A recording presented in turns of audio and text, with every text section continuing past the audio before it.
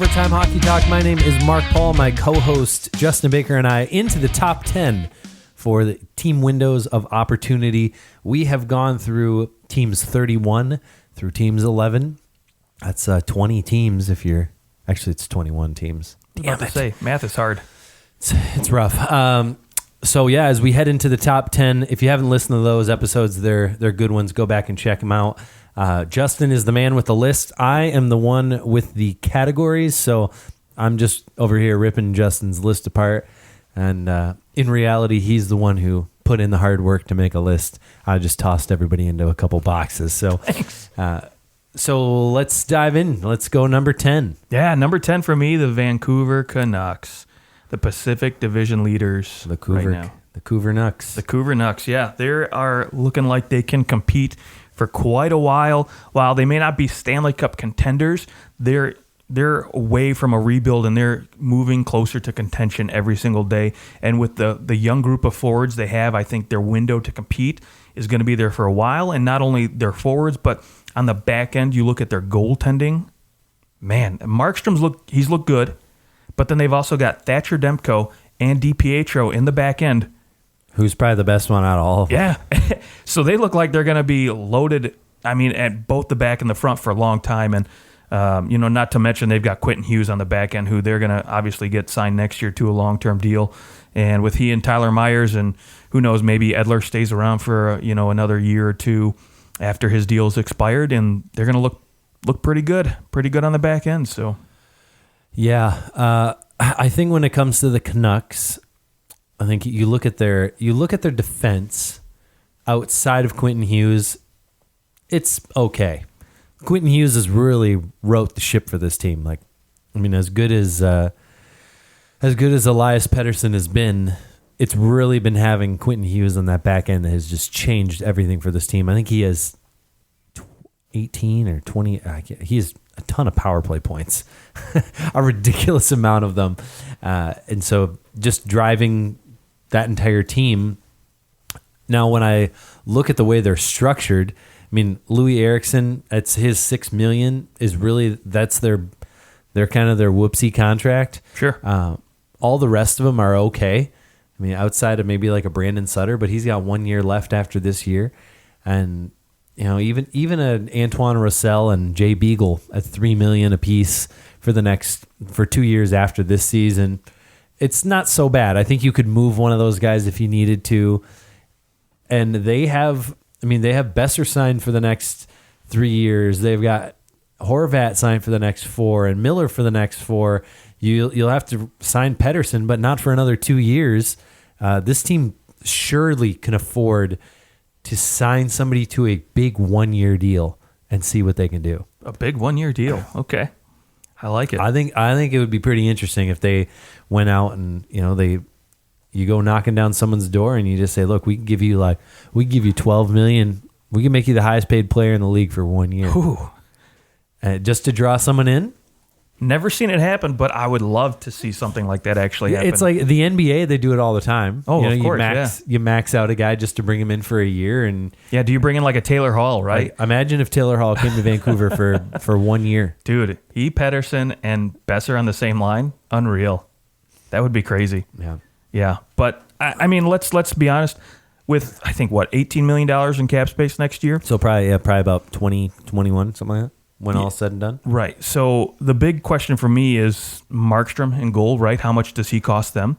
Because again, we talked about 4 to 5. I don't know. He's probably gonna want maybe close to $6 million, $7 million. I don't know. But I think if you're Vancouver, I tell him to lick my balls and sign a $4 million deal.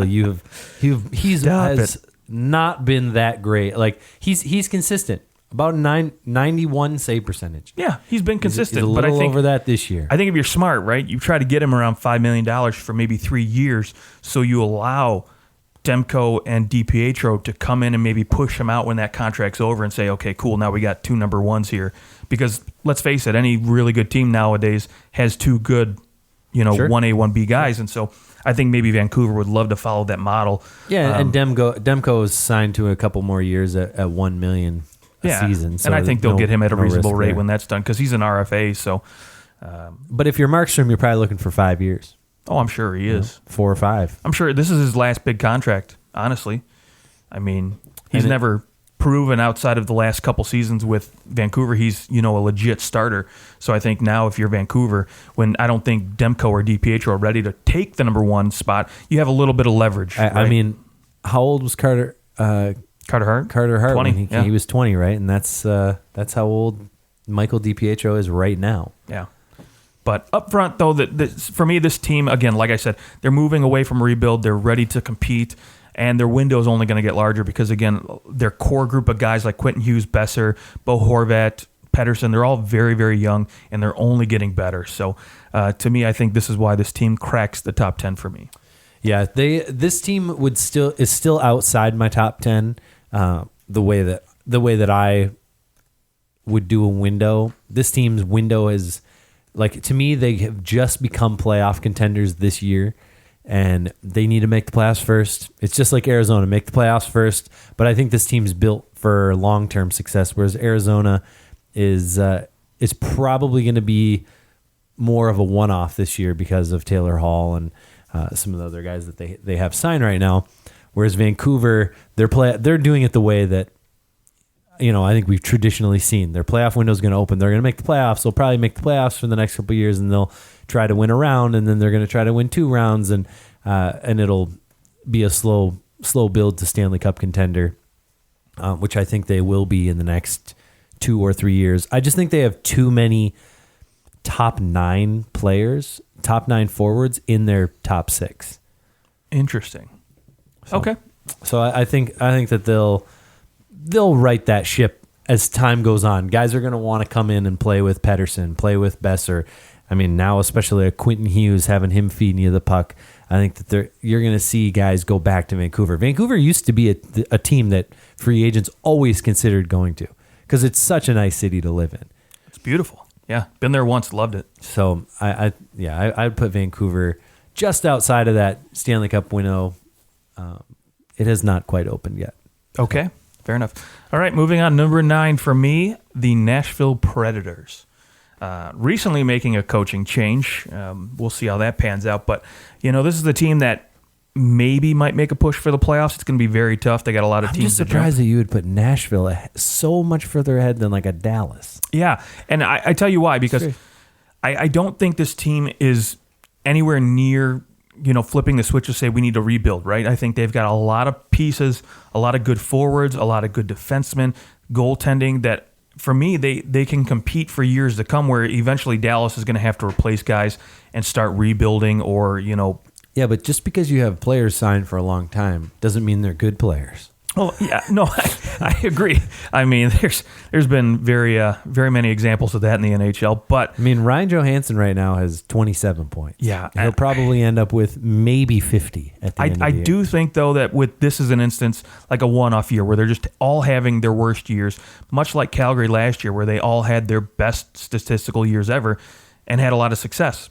But I think it's just the opposite here for Nashville. I think once they get a head coach in there that can put a system that works well for these guys, doesn't rely on defensemen always driving the play and goaltending saving their asses, I think now they can finally rely maybe more on the forwards to produce, where you've got Duchesne, Johansson, Forsberg, all signed to long-term deals. Maybe Kyle Turris finally snaps out of it and doesn't have to sit on the bench anymore.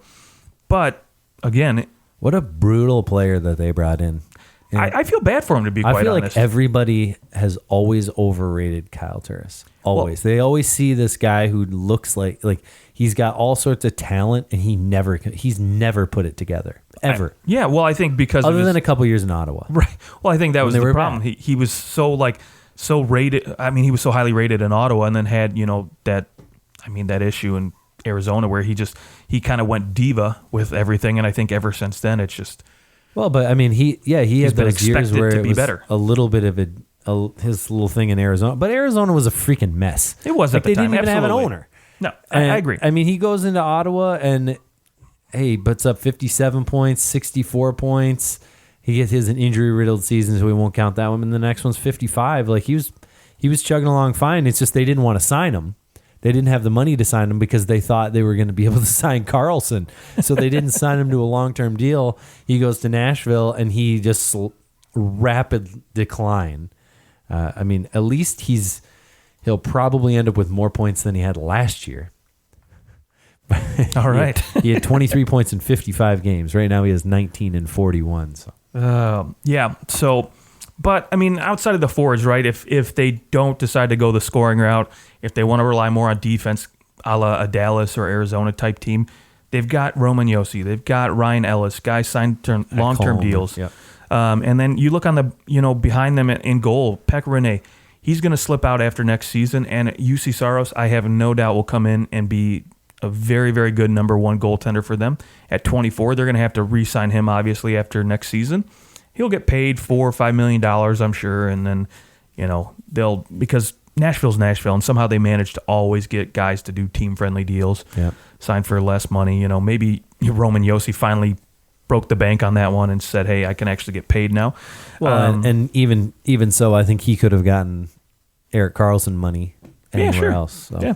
And then again, too, I mean, this is a team, too, that has always had no problem turning out good prospects on the back end, too. So yeah, they draft very well. Yeah, they do. So I think the window is very large for this team. While they may not be Stanley Cup contenders right now, I think last year, the year before that, and I think, again, next year, they probably will be Stanley Cup contenders again. Yeah, I have them as a team that has fallen from being a cup contender.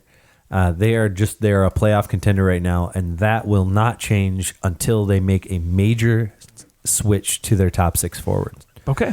I think Ryan Johansson, Philip Forsberg, so one of these guys needs to be dealt.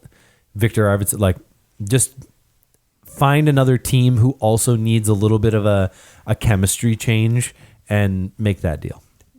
They're not super overpay. I mean, with Ryan Johansson, you're probably going to have to eat some of the money. Okay, let me ask you this. Here's a scenario. Who did not take a team-friendly deal, by the way. No, he did not. He had $8 million a year. So maybe you move a Ryan Johansson to bring back picks and you take a Phil Kessel.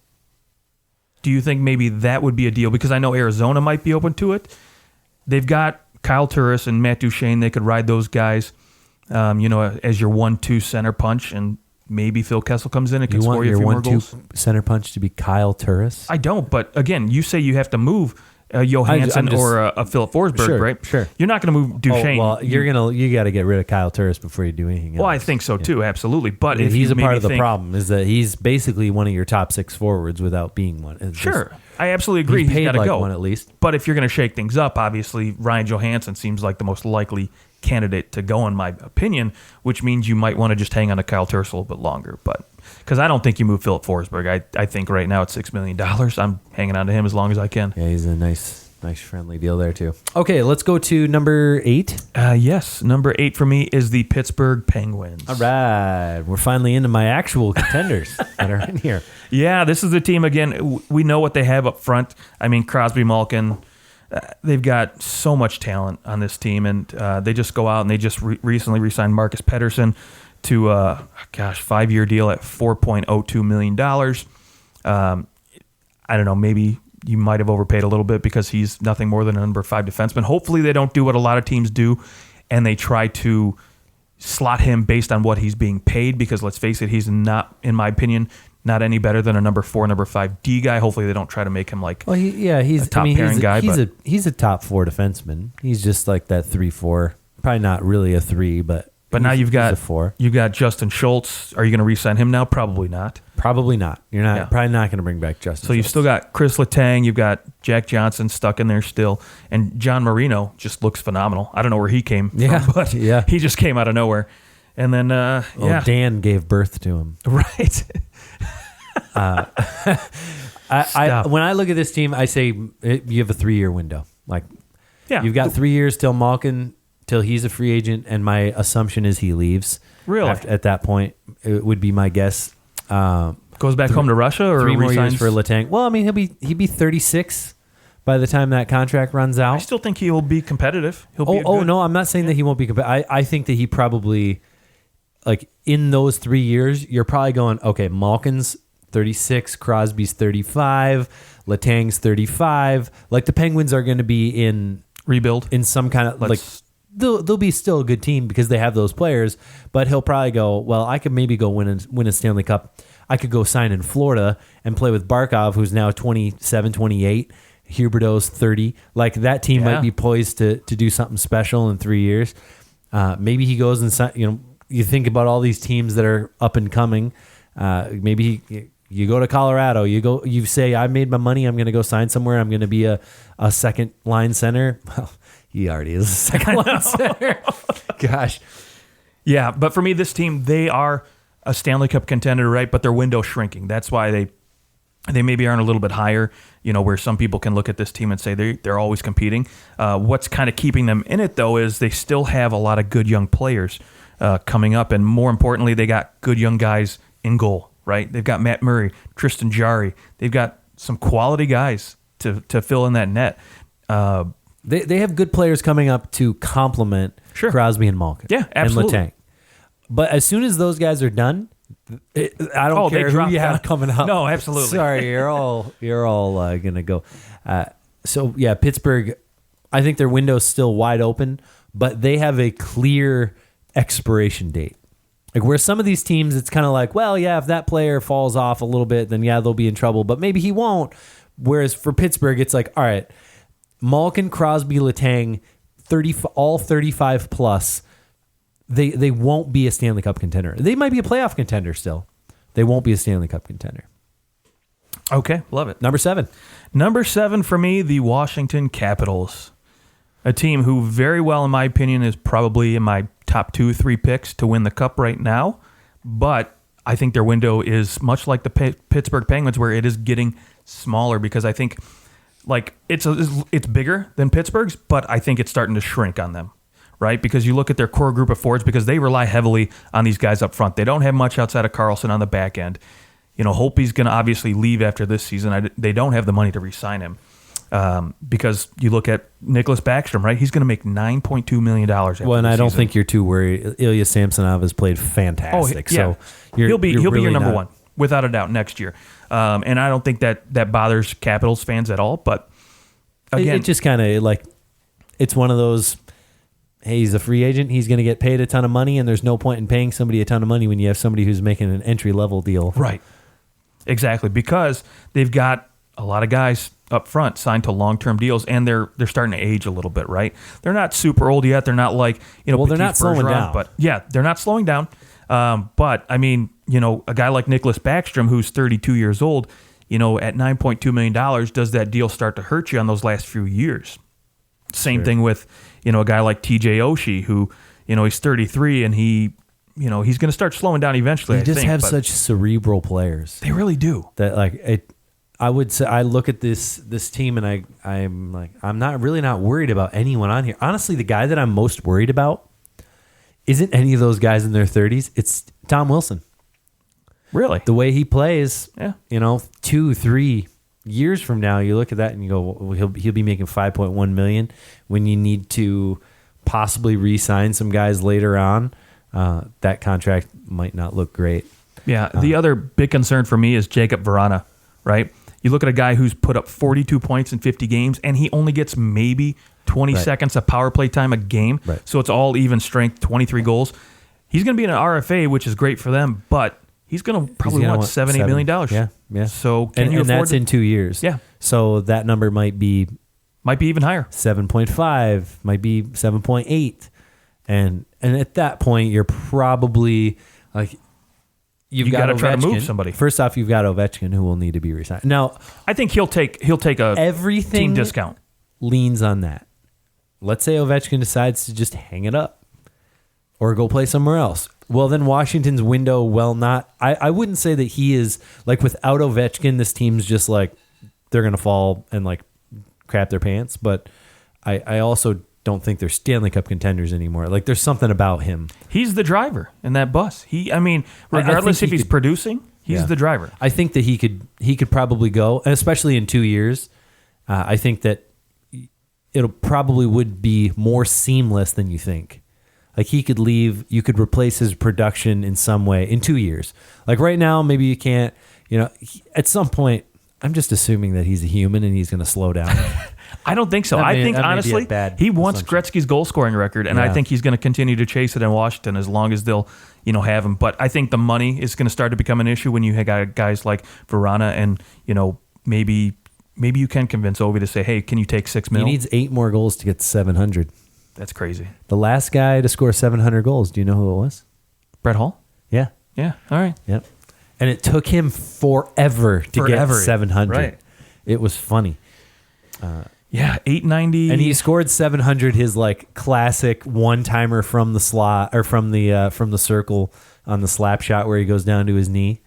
That's, oh boy. Like you want to see Ovechkin score on the power play from his side on the one time. Like I want to see the same thing for him as I did Brett Hull. Good. Okay. I agree. Capitals, Penguins, pretty lock and step in terms of a 3-year window. I think that's probably pretty accurate. Although I actually think the Penguins or the Capitals are better set up to absorb the loss of their superstars because they still have Evgeny Kuznetsov. They still have some guys who are a little bit younger, whereas Pittsburgh doesn't have, like, it's basically Jake Getzel is their one young guy who is not, he's not in his 30s yet. Whereas Washington actually does have, they've got Tom Wilson, Verana, Kuznetsov. They have some guys who in a couple years will still be young enough to be a part of maybe the next iteration of the Washington Capitals, along with Ilya Samsonov. To number six. The Carolina Hurricanes for me. This is a team. Wow, you have them high. I do have them high, and because I'm very high on what these guys can do moving forward. They look better and better to me ever since Brendan Moore took over this team. They're exciting to watch, and their core group of guys are very young. Right? You look at Sebastian Aho, 22 years old. Timo Teravainen, 25 years old. We look on the back end, right? Jacob Slavin, only 25. Brett Pesce, 25 years old. Very, very young, right? They're core, and they're all signed for 3 years.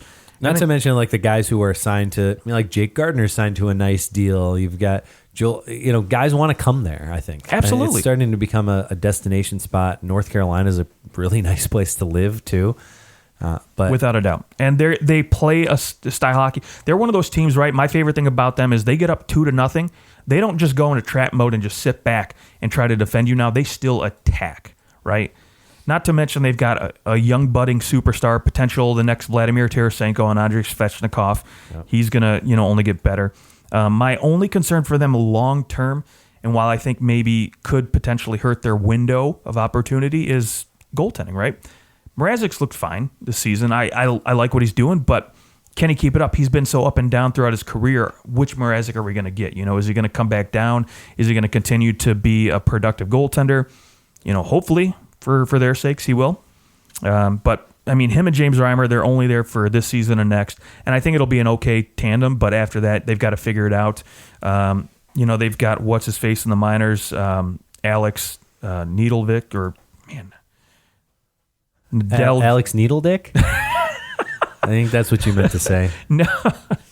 Nedeljkovic. Thank you. Yeah, I'm terrible with pronunciation. And Anton Forsberg, who's not the worst. But, he's an okay number 3, sure. Carolina might not even make the playoffs this year. They do lack a little bit in scoring this year, and which is kind of surprising, as much as they like to attack teams. But you know what? They've got a bevy of defensemen, right? They've got Jake Bean in the minors. They've got Roland McKeon. There's guys a reason he's in the minors. Well, because they're so stacked up front. He's 21. He's 21 years old. But you do have Dougie Hamilton who's hurt too. That's not helping them at all right now. Oh, no, absolutely. Yeah, when you lose your number one defenseman, that hurts no matter what. But, I mean, they've got guys like Trevor Van Riemsdyk and Joel Edmondson that are going to be free agents, and they're probably going to let walk. But, hey, they've got cap space to burn next season. They're going to have $19 million, so they can go out and make a move to maybe go in and bring out, sign a guy like, maybe a Torrey Krug. Maybe they go bring him, or Tyson Berry in. It wouldn't be too far of a move. Yeah. For Krug. And then now you've got a legit, top, 2 top pairings on the back end and guys that can drive play. But to me, I think, their window is wide open because their core group of guys, both on the back end and up front, are so young. They've got just an exciting team, and they're starting to feel it. If I'm Carolina, you know who I go after if he's not re-signing is Jake Muzzin. Oh, Muzzin, really? I'm throwing Muzzin Muzzin and Gardner together again, and That's interesting. and let the good times roll. I thought you were going to say Pietrangelo because they brought in Falk to basically replace him. Oh, when they signed him, Yeah, so yeah. kind of like a little stat. But anyways, I'll tell yeah, you, I would have Carolina much farther back. Like they are moving into that Stanley Cup contender window, but I still think they're playoff contenders. Whereas if they make the playoffs this year, win another round, they have some success again. Probably they move in next year. They have to be considered Stanley Cup contenders. If you're winning rounds 2 years in a row, and you don't lose anybody, you're a playoff. You're a Stanley Cup contender. okay. Into the top five. Top five. All right. Well, at number 5 for me, the Winnipeg Jets. Okay. Yeah, this is a team that I've always been pretty high on for the last few seasons, and that's mostly because I love Connor Hellebuyck. But you look at the guys they have up front, right? They've got veterans who are still in their prime. You know, you look at Blake Wheeler. Yeah, he's getting a little bit older. You know, maybe he's like a Brad Marchand where he's only got a few really good productive years left because, again, he's a hard player, right? He goes hard, he plays fast. But then they've got a lot of really good pieces that are super young up front. Patrick Laine, Kyle Connor. These are 30 goal scorers each. They have a really nice balance of age. Yes. Like, absolutely. yes, one guy could leave, but they have people coming. Yes, absolutely. Now, my only concern for this team and concern longer term is defense, right? Joshua Morrissey, he's going to be fine. I like him, even if you have to put him. He's a good top four defenseman. Absolutely, but they need a real number one. They need a real number one guy there. And a number 3, and a number 4. Well, I think they can Neil address Pionk's can address those concerns. I think this offseason because Dmitry Kulikov's coming off his contract, his $4 million will be gone, so they'll have some money to maybe go out and try to address a top 4 defenseman. Maybe get like a Jake Muzzin in there for $5-6 million bucks. Who by the way did just say he wants to re-sign in Toronto. He does absolutely, and I don't blame him. I mean, who wouldn't want to play with Austin Matthews? That's the other concern too. Is if you get this guy back, now you've got your number one back, and that's like, to me, that's bigger than any trade deadline move they could make to fill in a spot on the back end. So outside of that concern, you've got Connor Hellebuyck signed long term. You've got a good group of young forwards. They are signed long term as well.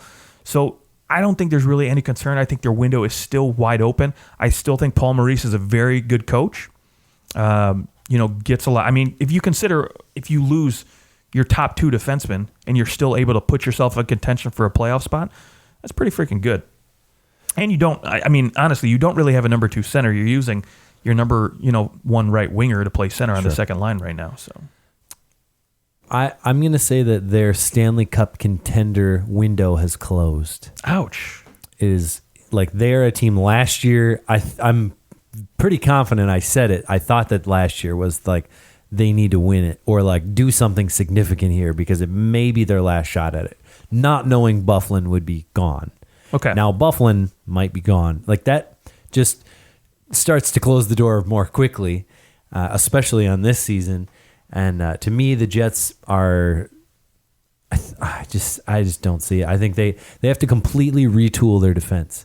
And yes, you can sign guys, but we have not seen an overabundance of desire of guys to go to Winnipeg and sign and play there long term, except for the guys who have played there.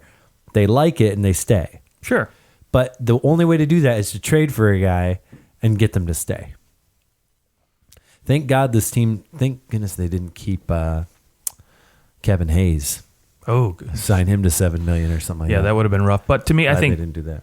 This is a team who I think the minute if they get in the playoffs, you might as well consider them a contender to me because I think nobody in the West outside of maybe, St. Louis and Colorado really scare me. What if they make the playoffs and Buffalo goes, okay, I'll come back. I'll play the playoffs.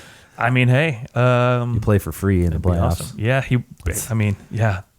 So, anyways, but that's why they come in at number 5. They're not really ready for rebuild yet. They're still a contender in my opinion. So, okay. Number 4.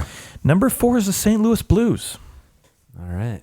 Defending Stanley Cup champion. The defending champs. Third in the league in points right now. Yeah. Again, this is a team to me that is going to be my favorite in the West to win right now. But the bigger concern long term and why their window may be shrinking is because, one, they're running out of cap money.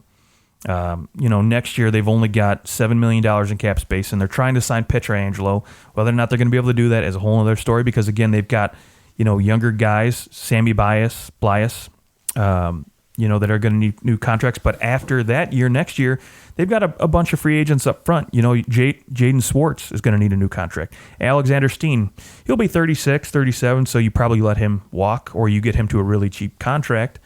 Tyler Bozak, his contract will run up. They'll probably let him walk at that point, I would think.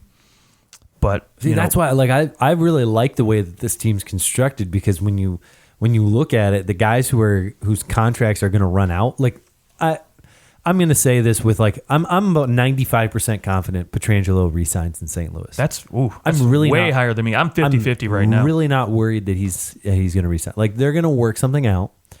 They might be looking at it and going, hey, we actually, according to league rules right now, we can't sign you to an extension when they can see we have this, I don't know what the rules are for extensions, and heading into the next offseason, you have a certain amount of dollars available based on you can go 10% over the cap in the offseason. In the offseason, right. But I don't know if they can sign him to an extension when all they can look at right now, if you look at Cap Friendly, next year it says they have $7.7 million in cap space next year.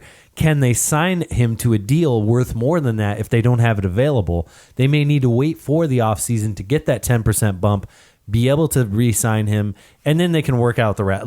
Yeah, that's a good point. I don't really know that either, but they can figure that out. Now they're also there's guys that this team could easily move. Headed into next season, I think if you needed to, you could trade Alexander Steen. You could trade Tyler Bozak with 1 year left on their deal. You could probably find a home for a Carl Gunnarsson's not paying anything. You might be able to find a place for Jake Allen if you're willing to take half his salary. There's plenty that you can do to make sure that you can sign Pietrangelo, which to me says they have 2 years of a window at least.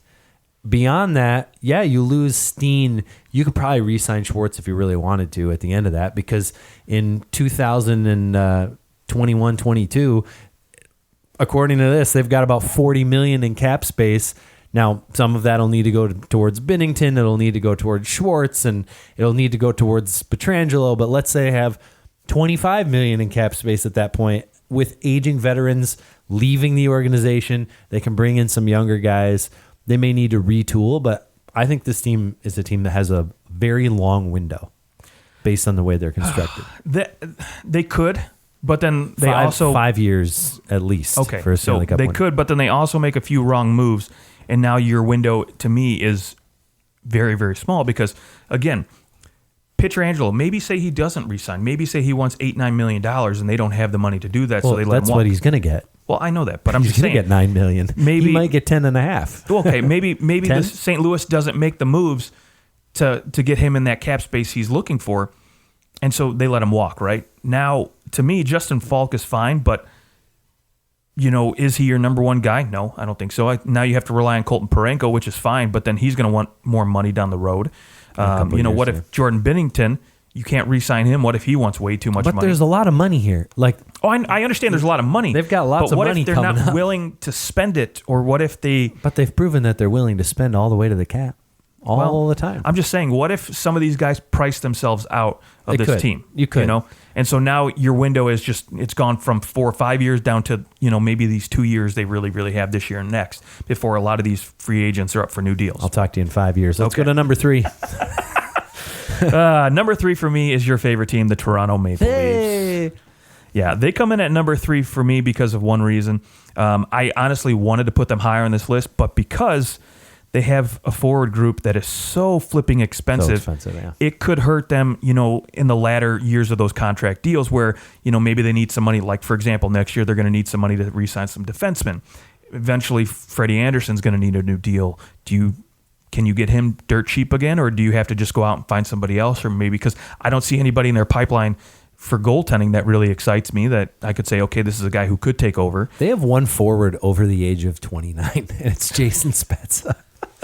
Yeah, I mean, this is a very, very young team. And then Muzzin is 30 years old. and he's the only guy over 30 on their defense. Yeah, very, very young, which is why I really like their window. I think it's very large, but you've got to figure out a couple things on the back end defensively and goaltending-wise. Well, you've got Rasmus Sandin, and then you have all of a sudden great. Justin Hall looks unbelievable. He's like a top 4 defenseman who comes out of nowhere, and then Timothy Liljegren will come in and be another top 4. And I'm hoping that works out for them. I think really that they at least have a very reasonable plan in place, like 2 first-round draft picks who will come up and be defensemen. That's pretty good. And Rasmus Sandin he scored his first goal last night too. So. Yeah, pretty good. But yeah, I mean, and this team is they're primed. I mean, I think you look at 11.6 for Matthews. That's right. Like nobody's batting an eye. Like yes, it's a lot of money, but he's going to be a Rocket Richard anyway. contender every year. John Tavares, $11 million. You can deal with that. Marner, overpaid. Nylander, underpaid. Let's meet them in the middle. $8.5 million for both of them. I think I'd be pretty comfortable with $8.5 Sure, but do for you both of them. need all those forwards signed up? You need that many forwards. Why not? You know, it's what you kind of have. hurt Chicago. It's what you have. Well, I know it's what you have, but it's kind of hampered Chicago trying to, keep contending because they. But that was just because they were older and they stopped producing. Like Taves stopped producing, and so his $10.5 million looked awful because he was producing like he was a $3 million player. Right. I completely agree, but I don't disagree. If you can't keep the puck out of the net either, that's the other big concern with Toronto. Freddie Anderson's doing everything he can, and so maybe after next season when he's a UFA, he's say, "Oh crap, I don't want to deal with this anymore. I don't want to deal with 50 shots a night." So 50 shots a night. I mean that's unrealistic, but maybe he goes somewhere where he can have a little bit more of a defensive system in front of him. But to me, I'm Ian Scott on his way up. Stop it. He led everybody in everything goaltending wise. Yeah. Well, I'm very optimistic though on their back end that a lot of these younger pieces are going to continue to grow, but you got to wait 2-3 years before I think maybe all these guys will be ready and in their prime and to say, hey, we're Stanley Cup defensemen. But then again too, you can look at a team like Pittsburgh that just said we took crappy defensemen and won anyway. So sure. Yeah, I don't disagree. That's actually exactly where I put them in terms of like the length of window. I have them at a 5 to 7 year window for Stanley Cup contention. 7 years down the road, Tavares is 36, but even then, if you have all the rest of your guys, you're still probably competing for a cup. So their window's wide open. Okay, let's go to number 2. Number dos, the Tampa Bay Lightning. All right. Yeah, for me, they've got a lot of very, very good pieces signed long-term. Victor Hedman, Ryan McDonough, Kucherov, Stamkos, Braden Point. All these guys have, 2 or 3 years left after this season, if not more. But granted, they are getting a little bit older, but their window is freaking wide open as far as I'm concerned. 5 to 6 more years. Yeah, it's freaking huge. Easily. Yeah, and you've got, Vasilevsky signed long-term. Now, hopefully that doesn't turn into a Bobrovsky situation where he starts crapping the bed at some point. I don't think that'll ever happen, with what they have. Sure. But who knows? And they're still paying Vincent Lecavalier money. I know, which is just doesn't funny. count towards the cap, but they're still paying him money. Paying him. Every year, I think, until 2029. Wow. He gets paid every year 20 years or something like that. That's crazy. Yeah, I don't think there's any arguing. They're set. They're in a great position, even though they struggled mightily early on. Now that they finding go, okay, we need to start playing again, and boom, rope-a-dope people. Away they go. Yeah, and then they always draft well too, and which I think long-term wise they'll find more diamonds in the rough. And they always drafted well with Yzerman. Yes, with Yzerman. Yes. So, there you go. Thank you, Red Wings. So obviously number 1 is the only team left, and that is the Colorado Avalanche. Yeah. I don't think there's any denying the young group of people they have and how good they're going to be for a very long time. Now, the bigger question is, can they keep them all signed, for a long time? I mean, I think the difference between and why we like the Avalanche's setup better right now in this moment is because of how good Cale Makar looks. 2 years ago, we might not have said this about the Avalanche. We would have said that they had looked like they were going to come into their own. But Cale Makar gets drafted. He's unreal. He plays so well with Sam Gerard, too, who signed a real nice $5 million deal for like the next 7 years. So it's looking real good. 6 years. And they've got Brian Bowen coming up. He's going to be freaking good. Yes. Yep. Yeah. They drafted him. Bowen Byram. I'm sorry. Yeah. Bon, BB. They're, and the fact that Nathan McKinnon, probably top 5 player in the league, is signed to $6.3 million a year. The only guy with a better deal is Barkov. There you go. That's it. Yeah, I agree. So it's and it'll be interesting to see, though. What we don't know about the Leafs is how does Rasmus Sandin and Timothy Liljegren pan out. If they both pan out and become number 1, number 2 defensemen, suddenly the list might change. But because the Avalanche are so balanced, like they have the goaltender, which the Leafs and them, but they have Leafs and Colorado both have the forwards. It's the defense where you like Colorado's better. Right. I'm more optimistic about it. And I don't disagree. It just depends on what those guys pan out to be. Sure, absolutely. And I think both of them, when you look past the goaltending in goal, or past the defense in goal, right, they're both going to be needing new goaltenders in 2 years. So, can they sign guys? Yeah, do they re-sign the guys they have, or do they got to go looking elsewhere? So that might be another concern. But I really would like to see a Colorado-Toronto final. Oh my gosh, that'd be great. That would be so good. And it would prove everything we've done here the last 2 weeks that we were right. Colorado and Toronto are good. All right, well, there it is. The top 10. If you didn't hear the previous 21 teams talked about, go back and listen to those. And we hope you enjoy the rest of the week with hockey. We'll see you guys next week when we... who knows what we're doing next week? We haven't come there yet. So if you have any ideas for some other shows, let us know. We always like audience feedback. Hit us up on Twitter at OT Hockey Talk. Talk to you guys soon.